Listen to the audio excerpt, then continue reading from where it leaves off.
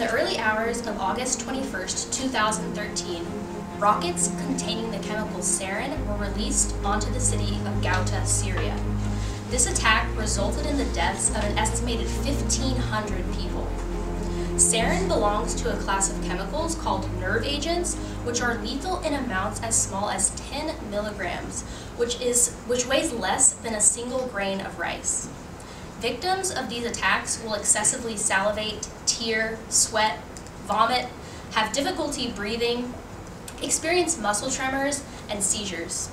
Survival is dependent on receiving immediate medical attention, but even then, brain damage is a common occurrence in survivors of severe exposure.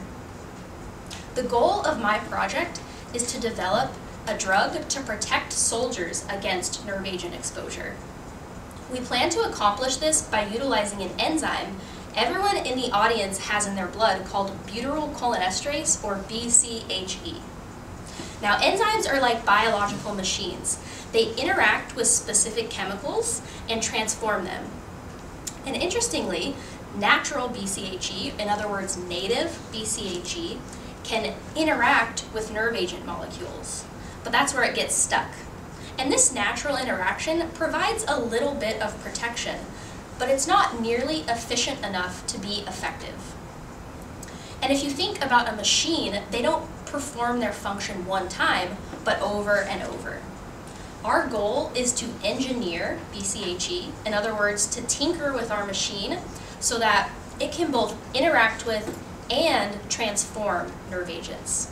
And this would be beneficial because transformed nerve agent molecules are inactivated and the products are non-toxic.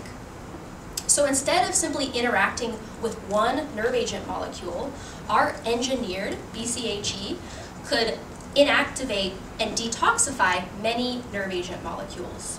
And if we injected this into a person, he or she would be protected during a nerve agent attack, potentially showing no signs of toxicity. Our approach uses computational modeling techniques to identify regions on this enzyme that we think could make the switch. So far, we've produced several of these engineered BCHE molecules, and the best one increased the rate of nerve agent transformation by 50%.